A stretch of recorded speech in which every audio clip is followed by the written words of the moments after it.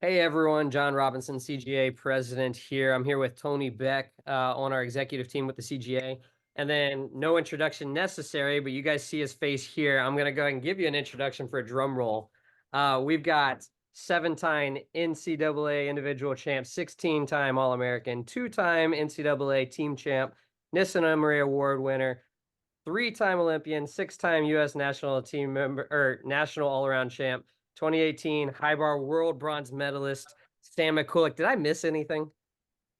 You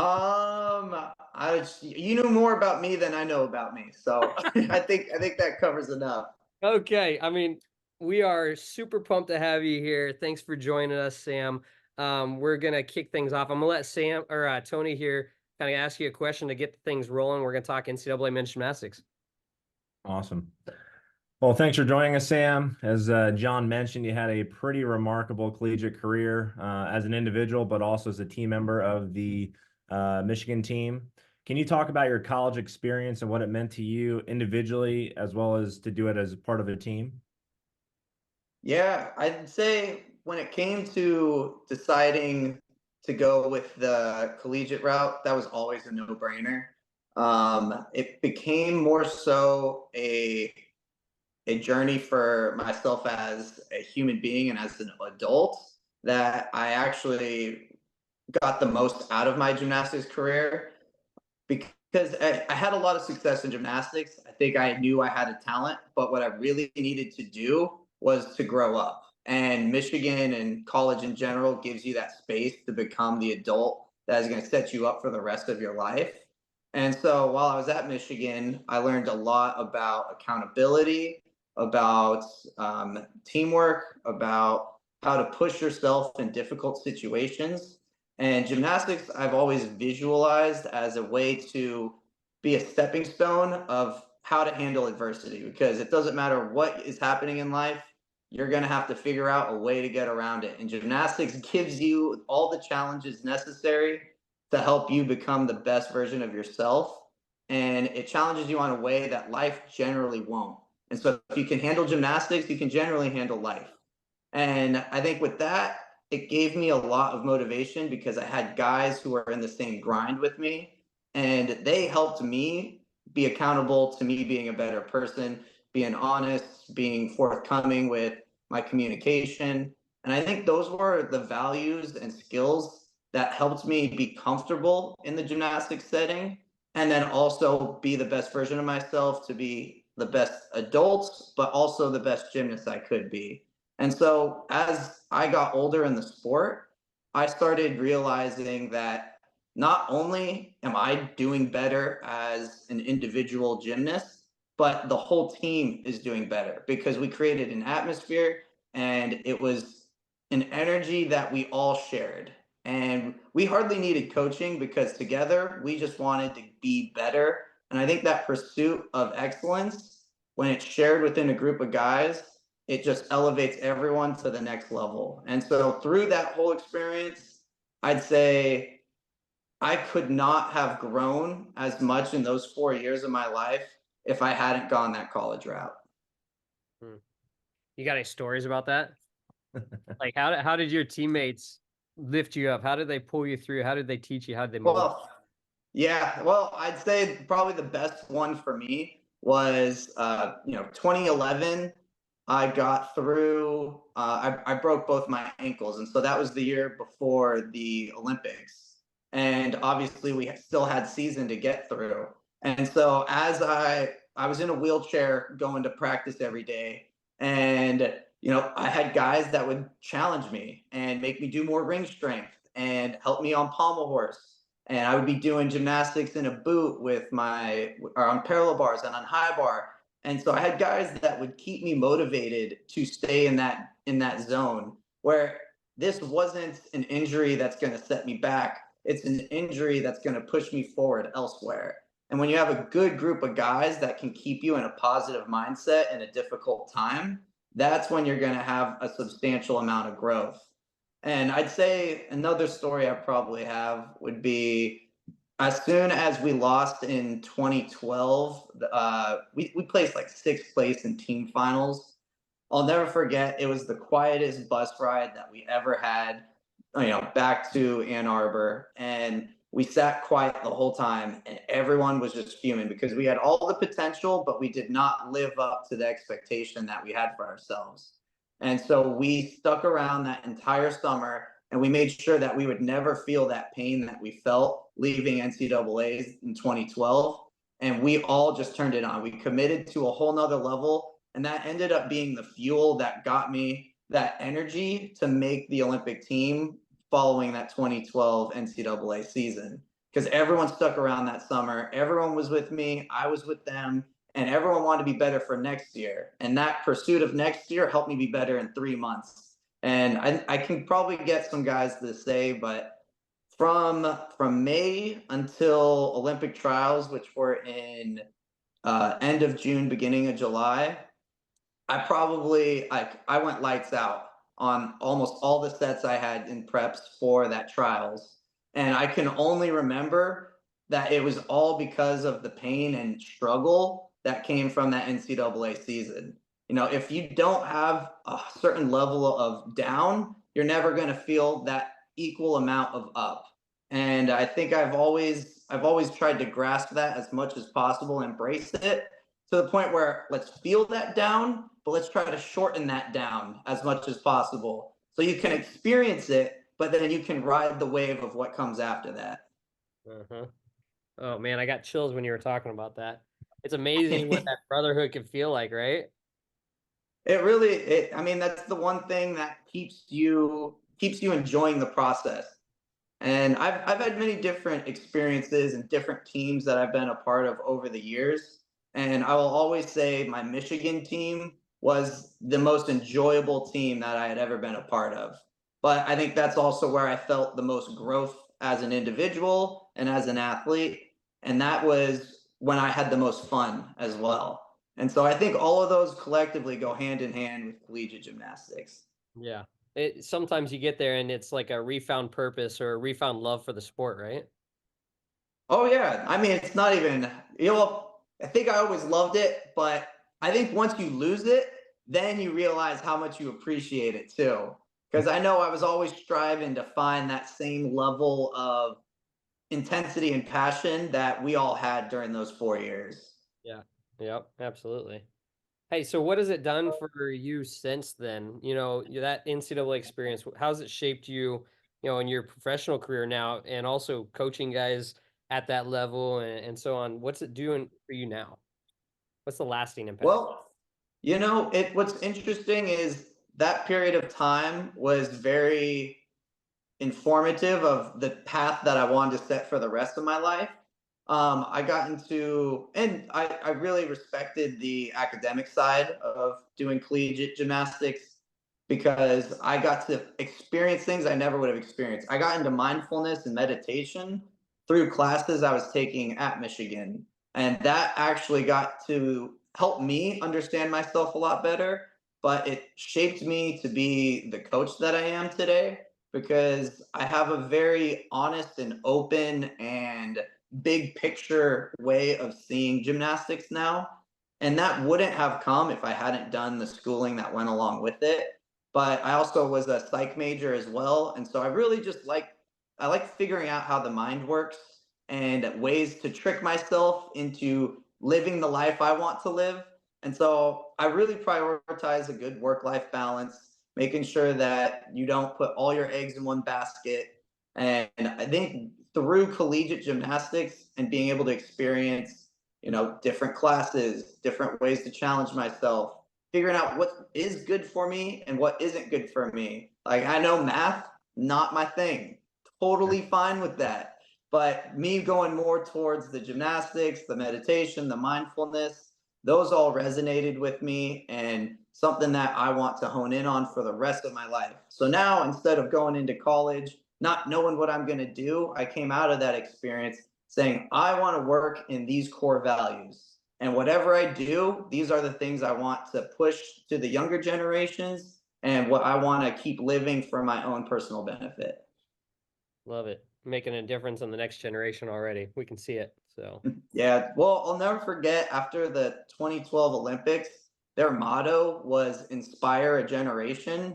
And that was early in my collegiate and Olympic career. And I just remember how, like, as soon as I made my very first Olympic team, they have the whole Olympic ceremony right after that trials. And I had never seen anyone have like signs of me or be cheering up me on. And so when they walked me out on the stage and I saw like I actually had fans, I thought that was like one of the coolest things ever. And I know after that Olympics, I always made it a point to sign every autograph I could, take every picture I could, just because if someone cared enough to follow me, I should care enough to make their experience with, you know, their hero or whatever I am to them as positive of an experience as I can, because they meant so much to me.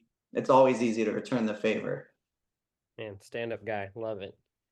Tony, you got another question for him?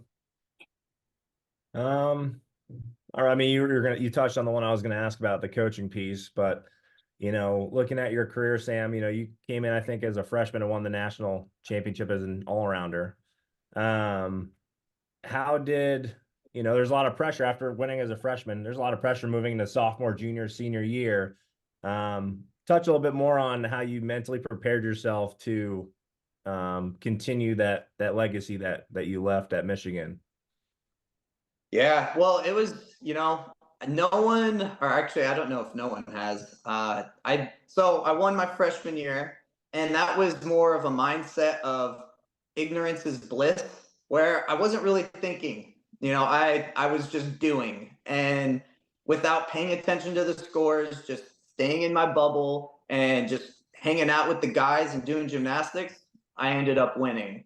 And so that was just how it worked. And I do reflect on those days a lot when I'm coaching, because certain guys are either going to be overthinkers or they're going to be doers. And I like to say that the doers are going to be better in the competitive sport, where the overthinkers, as soon as you start putting the pressure on, it gets to shape you a little bit differently. And you might be putting more pressure on yourself than you should. And so that kind of takes me into the sophomore year, where after I won, now I've got these expectations, and I'm now not staying in my bubble. I'm thinking more than I'm doing. That's where I ended up falling on pommel horse and losing to, I think it was Jake Dalton and CJ Maestas. And I just remember being so mad at myself, because the routine I was doing was easy, and it makes sense that the only person that got in the way of me winning was myself. And I think that's one of the hardest things for someone to actually confront. And so what I did with that was I said, all right, I got in my own way. I'm never going to try to get in my own way again. And I'm just going to keep doing. And so I built up a good muscle memory. And that was one of the biggest things I wanted to do to help overcome any overthinking that might happen throughout my career. Is I'm just going to execute as perfectly as I can, as many times as I can, without building up a bad muscle memory. And so that would mean I'm taking bad turns. Every time I took a bad turn, I would have to like step away and do a full mental reset, because I wouldn't want that to become a habit. And so I was all about habit building in a positive and perfectionist way. And that is what helped me overcome the overthinking aspect. And so that helped me through the Olympics extremely, because that was an experience where the pressure was so great that I didn't want to have to think. And I have this weird moment, and it was my very first pommel horse routine to become an Olympian. And so you're not an Olympian, we say, until you've actually competed your first routine. I did not want that first routine to be a miss. And it was pommel horse in qualifications. And so I salute my hand, and I just remember, like, as I'm like stepping up to the horse, I'm like looking around, and I saw someone on vault do like kind of like a mediocre vault. I think it was a cause full, and they stepped to the side. And I just like had this wave of like simplicity, where I was like, this is still just gymnastics. And like at that moment, I just got up on the horse, and I don't remember anything about the routine, because I just got into this flow state, and I just took over, and the muscle memory did the work for me. And so from that moment, it became a just let your mind go. Don't try to control it. Just do what you do. And from there, I hit my first pommel routine. I became an Olympian. And I remember realizing that that flow state is something I need to try to build into my routine schedule in practice as much as I can. And so that Olympic experience was phenomenal, but I was kind of like the young guy, the fifth man on the team. And so after that year, I took that Olympic experience and I just elevated myself to a whole new level where I wasn't just an NCAA champion. Now I'm an Olympian. And I'm like, all right, what are these expectations that come along with that? And so that took me a lot into this mindset of I need to now step into the realm of I'm looking at the world's competitors, not just national competitors. And once I did that, all of a sudden I started changing my look. I went to a bunch of national team camps where I went to China and I saw them doing circles on pommel horse that were so much better than me. And I was already like one of the top guys in the US. And I was like, these 14-year-olds in China have a better circle than one of the top guys in the US. That's unacceptable. And so I started mimicking them and trying to recreate that in my own gymnastics because pommel horse at the time wasn't really one of my stronger events. And so I took a big focus on strengthening my weaknesses because I wanted to be an all-arounder. And so once I started focusing on my weaknesses a lot more, it refined me everywhere else because I learned a lot more general body tightness that translated everywhere on every apparatus. And so going into 2013 and 14, not only was my mindset at a higher level than it had been my freshman and sophomore year, now my teammates were also feeling that same expectation of, all right, this is our 2 years that we have to win. We're pissed off and we want to go and we want to win these next two NCAA championships. And so with that whole collective mindset and the group together that we had, we then just pushed as far as we could to make that the strongest team that we possibly could be. And then we won the two national championships after that. And I won the NCAA all-around championships after that. Mm-hmm. Man, you were pretty good at just gymnastics. Yeah. Well, I think mindset is everything. As soon as you start, it becomes more than just gymnastics. Yep. All of a sudden, you've done something to your identity that puts a lot more pressure on it. And later in my career, post NCAAs, all of a sudden, what happens is you become a professional athlete, and now you can accept money. And now I'm not just doing gymnastics. Now I'm working gymnastics. Like it's my job, it's my livelihood, and it becomes more of your identity. And when that happened, I noticed a big mental shift of there's a lot more pressure. Like my financial success now is determined by my gymnastics.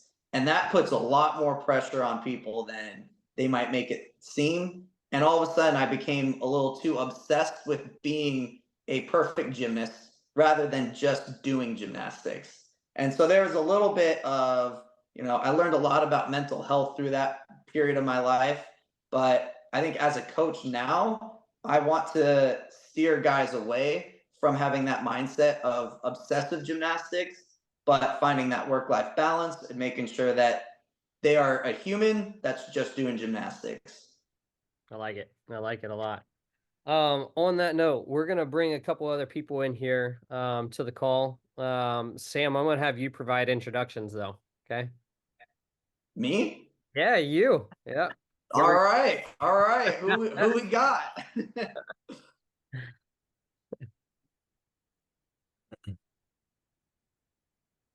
All right, guys, we've got you in here. We got one more connecting to audio. All right. Sam. Oh, get out of here. Oh, you guys are pulling up something special right here.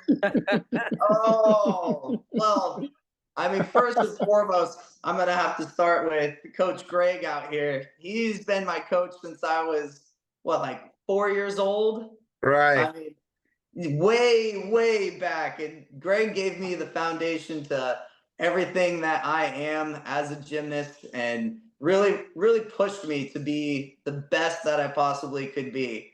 And Greg and I just honestly, some of the best times of my life were growing up in California. And Greg was very resilient with me. He always talked to me, I felt like, a little bit more than some of the other guys. And I got a good amount of leeway with him because, Greg, you were pretty strict back in the day. But I know we always had a good relationship. I did the least amount of ropes out of all the guys in our gym. But I think what Greg appreciated about me was I always did the work, and I always wanted to impress him. And I think he always let me have fun with the sport as well. And so that's Coach Greg, my lifetime best friend and coach from my very first days of gymnastics, and he helped me enjoy the sport. So thank you, Greg, and I appreciate you being here. Thank you, Sam. Thank you, Sam. Yeah. And Coach Kurt Golder, the legend Samson. himself. Samson. He was my Michigan coach from 2010 through 2015, and we had our Olympic experience. Kurt has a tattoo of myself and Syke Caesar on his leg. There's only 2 athletes that are tattooed on him, so that's my bragging story about Kurt. But Kurt was just one of the best guys I've ever known. You've been one of the best coaches I've ever had. We had so much fun on all our trips, and I think you created one of the best gymnastics atmospheres and team camaraderie that Michigan gymnastics has ever seen, if not NCAA gymnastics. And you're a man with many deserved accomplishments, and also one of my best friends. Thank you, Sam. You are the greatest.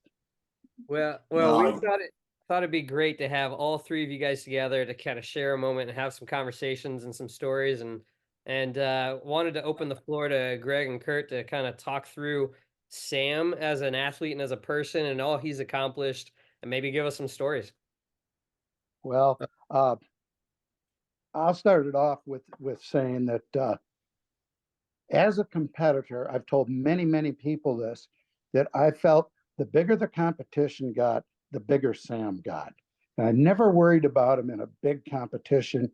He always came through. And I remember this one time we were at one of the top NCAA programs in the country, and they announced going into the last event, ladies and gentlemen, we have 2 of the best all-arounders in America competing, 1 event to go, and are 1/10 apart. And I went, ooh, that's all Sam had to hear. He's going to come through big time. And he sure did. And he won the all around. Which competition was that, Kurt? I don't want to say. I'll tell you in private. Yeah. All right. No, I definitely like those moments. And I think rising up to the occasion, that's something that I think you guys all taught me how to do. And so that is a good one. I'm still curious what competition that was. Okay. Kurt, I could tell you it starts with an O. Well, I know we were up against Oklahoma, but it was just a dual meet? Just the dual meet. Yeah. Okay. Yeah, it was great. I'll take a guess. I think it was you and Yul Moldauer would be my assumption. I might have been Jake. Or it should have been Jake. Yeah, it was Jake. Yeah. Yeah. And Jake was a great competitor also, and a great guy. Mm-hmm. Yep. Well, I gotta agree with Kurt. Sam always how to handle pressure well, and he came through very well. I have a similar story to that. 2010, Sam's senior year in high school, at the JO National, Sam and John Orozco were going head to head, and they're both great gymnasts. On the last event, Sam is on vault, and John Orozco was on reins, and they were again 1 or 2 tenths apart from each other before going to the last event. John Orozco went first. He hit his routine. He did a great job, and Sam was the very last one on vault, and he was doing a new vault, cos 1.5. That was the first time he had to compete that vault, and he came up and he stuck his vault, and he won the all round. I remember smacking your hand so hard after I stuck it too. I think I remember there's a video of it, and I see Greg I with the fist I still ready. He have goes back. Yeah. I still have that video. That's right. Oh man, no, that was my by far my best memory of JO Nationals was that final one right there. Yeah. Oh man, yeah, I got chills with that one. And Kurt, I mean, I think my favorite NCAA moment will still always be closing out 2014 NCAA championships. Oh, you're stuck dismount on floor. Yeah, that one I think is Remember forever going to be my favorite competition that I ever had. Yeah, mine Do too. you? Yeah, can you take me through that? I kind of want to relive that through your eyes. Well, to start the meet, uh, I did my usual pick pommel horse. Yep. And after that first rotation, I looked up and we were 2.5 points ahead of the second place team. Oh. Mm-hmm. And then That's we how you just know it's a rolled, strong start. we just rolled through. And then we had a little bit of trouble on high bar. And we came to floor, and Hub Humphrey went up first, nailed his routine, stuck the dismount. You went up last. Everybody hit in between. You stuck the landing, and championship was ours. And I just remember giving you the biggest hug in the world. Oh And yeah, no, to that win was it at home, you win the all around, we win the team, and it was at home. It was just one of my most memorable moments in the sport. And yeah. I got to thank you. My almost all of my most memorable moments in the sport of gymnastics came with you, Sam. So Well, it was a pleasure sharing all those memorable experiences with you too, Kurt, and same that same whole. same here. I enjoy working with you a lot. One of the talented gymnasts I had. We had a couple of good guys on the team, but with you, I've learned so much coaching the junior boys, working with teenagers that you can only push them so much. They're going through so many different things. There's school, there's outside world, cars, girls, party. Yeah, I put Greg through the ringer on those things. Yeah, well, I learned from Sam that you can only push them so much, but sometimes you have to back up and give them their space, and you have to just let them be teenagers sometimes, you have to ignore some of the things, but it's always Yeah. been working with you. And Sam is one of the gymnasts that I always miss when they leave for college. But you miss them, but in a way you're kind of happy that they're moving on with their career. They're going to continue in a great program like Michigan was, great school, great gymnastics program. I was very happy where he ended up, and him and Jordan and Adrian, very proud of them. Yeah, we had a good legacy from Scats to Yeah, Michigan. Then we had Cameron Bach come over too.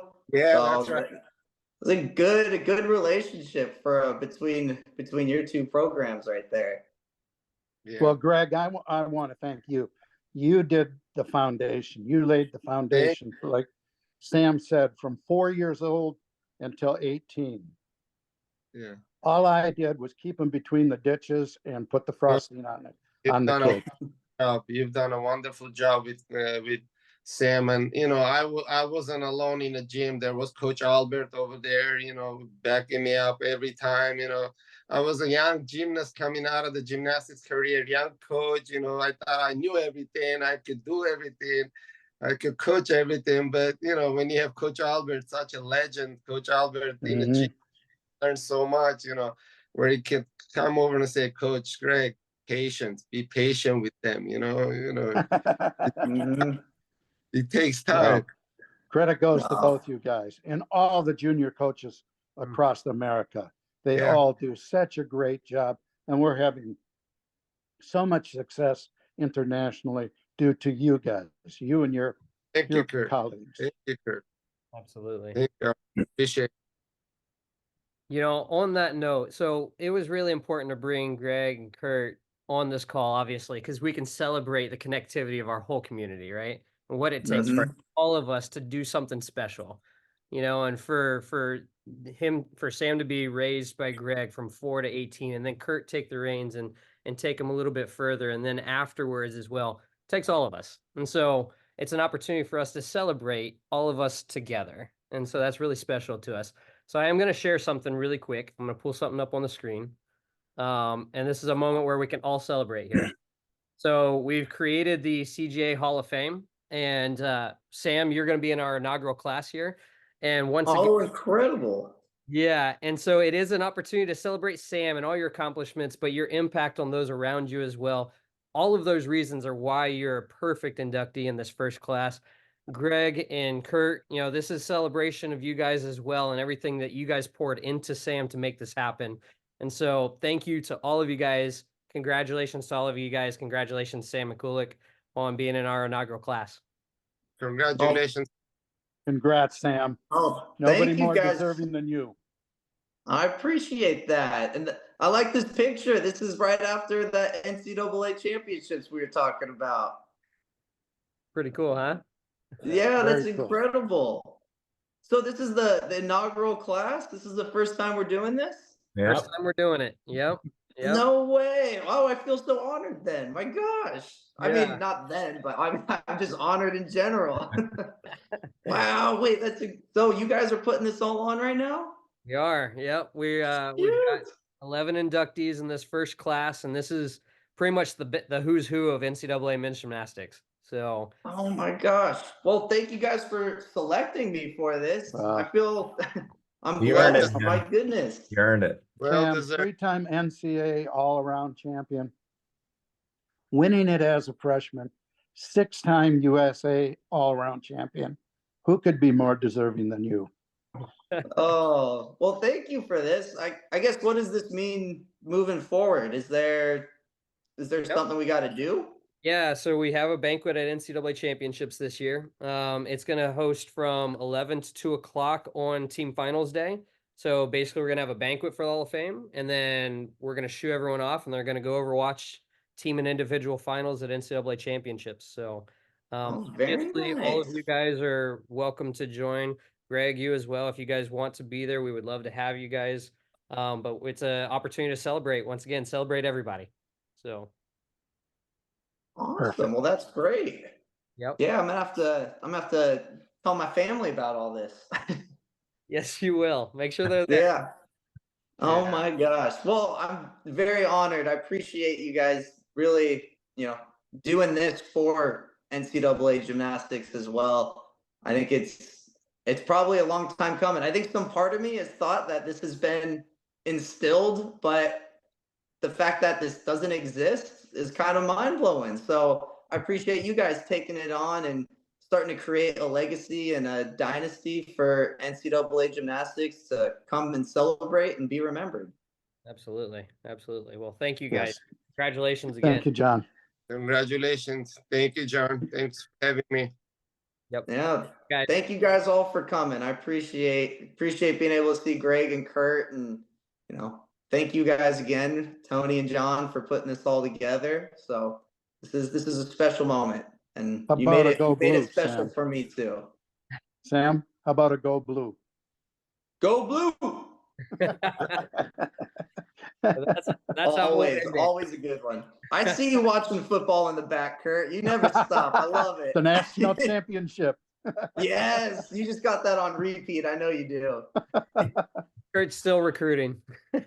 Yeah, of course. All right, guys. Well, thank you everyone for joining. And we'll see you guys soon. Congratulations Thank again. you, John. Tony. All right. Sam. Thank you guys. Great to see you. See you guys. Bye-bye. Bye.